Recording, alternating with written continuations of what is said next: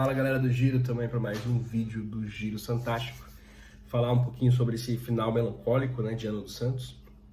Algumas novidades que aconteceram e que a gente espera para o ano que vem, dentro do que já está acontecendo. Mas antes de começar, não esquece aí de dar um like no vídeo, se inscrever no nosso canal e ajudar a gente que traz esse conteúdo do Santos aí para você santista que não aguenta mais assistir programa de futebol e ter que assistir 2 horas de programa para poder ter tipo 5 minutos de olhe lá de notícias sobre o Santos. Mas vamos lá, falar um pouquinho sobre o Santos esse ano. Eu nem quis fazer vídeos dos últimos 2 partidas porque eu acho que eu saquei muito, meu nível de estresse de Santos foi muito alto. E eu falei, calma, eu preciso primeiro respirar, senão eu ia fazer vídeo só para xingar, né? O Santos, os jogadores do Santos e por aí vai, o presidente do Santos também, né? E todos os demais envolvidos aí nessa aberração que foi esse ano do Santos. Eu quero começar falando um retrato do que foi o Santos esse ano para nós, com 2 imagens, né, que vão ser colocadas aqui para vocês. Tá bom? A primeira, né, sobre algumas coisas que foram batidas, alguns recordes batidos pelo Santos esse ano, né, de 2022. Vamos lá. O Santos não perdia para o Avaí desde 2010. O Santos nunca tinha perdido para um time venezuelano em 12 partidas disputadas. E olha, vejam bem, nenhum time brasileiro nunca tinha sido eliminado por um venezuelano, tá bom? Em qualquer competição de mata-mata. O Santos não perdia para o São Paulo no Brasileirão desde 2009. O Santos não ficava fora dos 10 primeiros colocados no Brasileirão desde 2009. O Santos não perdia para o Corinthians como mandante desde 2014. O Santos não perdia para o Ceará como visitante desde 2009. E olha, o Ceará, se eu não me engano, no segundo turno ganhou uma partida. Foi do Santos. E o Santos não perdia para o Botafogo desde 2017. É complicado, né? Foi um time que bateu muitos recordes negativos.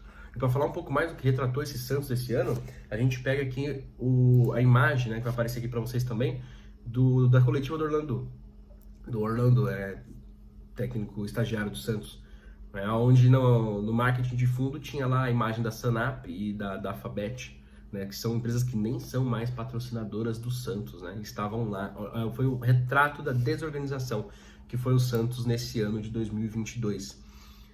Um ano para se esquecer, um ano que eu acho que não tem nenhum cientista de verdade que sentiu orgulho do que viu acontecer. Jogadores moles, né, jogadores fracos, time ruim, mal treinado, time que se satisfez em não ser rebaixado, né? A verdade foi realmente essa, né? Quando eles viram que não seriam mais rebaixados, eles já ficaram satisfeitos e felizes.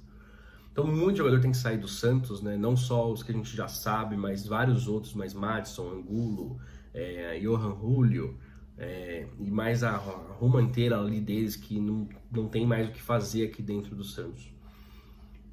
Inclusive tem notícias, né, de que o Angulo pode parar no Emelec, que o Johan Julio, o Santos pediu para a LDU para encerrar o contrato de empréstimo e devolver para a LDU.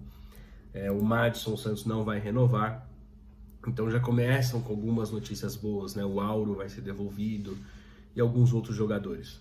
Mas também ainda não adianta, né, se a gente só fizer isso e não contratar de fato um treinador que chegue e faça diferença para o Santos. A maior prova, tá, de que um treinador pode fazer diferença para mim é você pegar o time do Fortaleza. Que nome é nome, desculpa. Se vocês falarem que querem 3, é muita do time do Fortaleza. Mas no segundo turno, só para ficar bem claro o que aconteceu, no segundo turno o Fortaleza fez 40 pontos. O Santos fez 47 no campeonato inteiro. Então em um turno só, o Fortaleza quase fez a pontuação que o Santos fez no campeonato inteiro. Fortaleza, que já era dado como provavelmente um possível rebaixado, de tão ruim que estava no primeiro turno a campanha deles, mas é porque eles tentaram várias competições, não tinha um time para várias competições, isso ficou muito claro, mas a gente viu a recuperação deles. Bom, esse foi um retrato, um suco do que foi o Santos em 2022, um time desorganizado, um time que termina com um estagiário, um time executivo, sem nada no ano. E aí o Santos, aí vem algumas notícias, né? O Santos tenta mostrar que não, faz muito tempo que ele estava se planejando, quando ele posta que fechou com o Falcão para coordenador esportivo, e já conversava com ele há 1 ou 2 meses, né? Para mostrar que não, eles já estavam se planejando. Bom, veja que o Falcão é um nome muito positivo, né? Craque da bola, não à toa ele tem o apelido de Rei de Roma, né? Lá na Itália, e joga mais do que a maioria dos jogadores que a gente já tem assistido nos últimos anos. Foi um grande craque de futebol.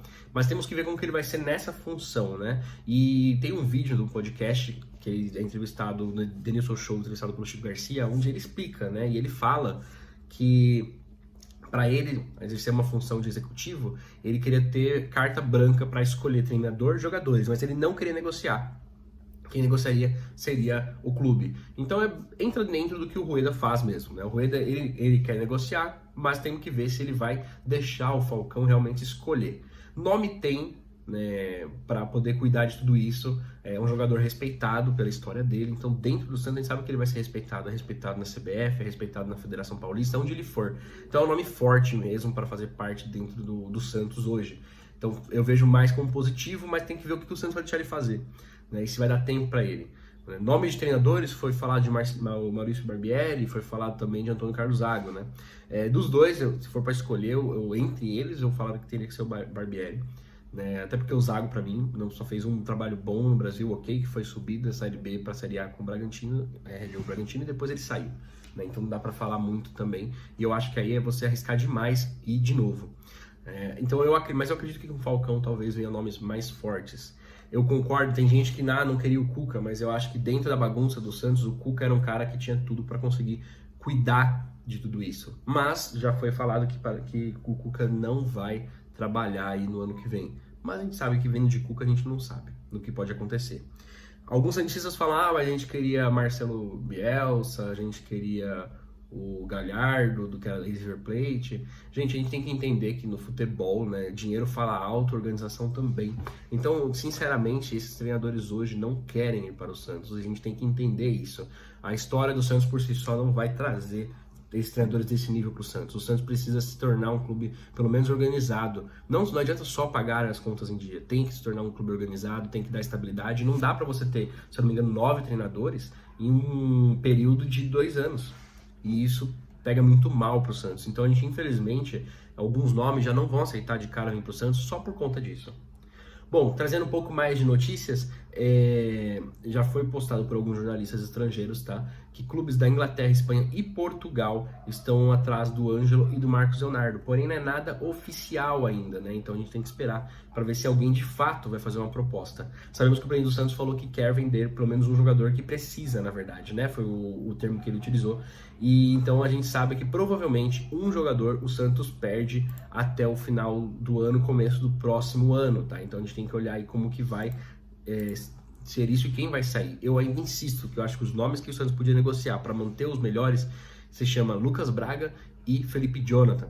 Os dois já tiveram ofertas dentro da casa dos 3, 4 milhões de dólares e eu acho que seria o suficiente se você vendesse os dois para manter o Marcos Leonardo e também manter o Ângelo por pelo menos mais um ano. E eu até acho que talvez o Marcos Leonardo, o próximo ano seria ótimo para o Santos.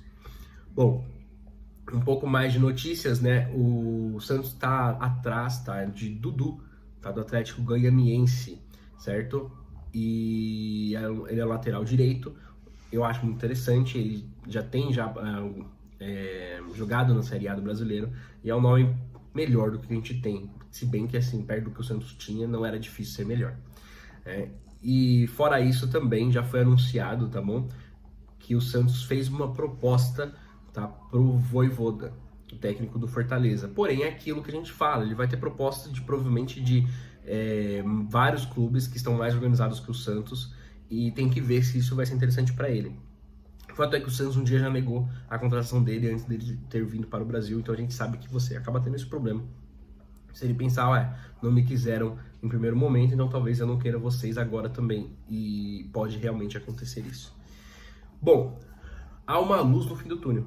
A gente olha isso, o Falcão chegando, ele talvez passando nomes mais reais, os nomes que estão ventilando do Santos, mas infelizmente a gente não consegue ter certeza daquilo que vai se tornar o Santos. O Santos ainda é uma incógnita, ele ainda é uma bagunça, e de verdade, na minha opinião, se não melhorar muito pro ano que vem, aí a gente pode começar a acreditar que o rebaixamento em algum momento vai chegar. Não dá para você ficar flertando com isso o tempo todo achando que nunca vai acontecer com você. Você vai flertando, porque esse risco nunca vai ocorrer com o meu time, porque meu time é gigante.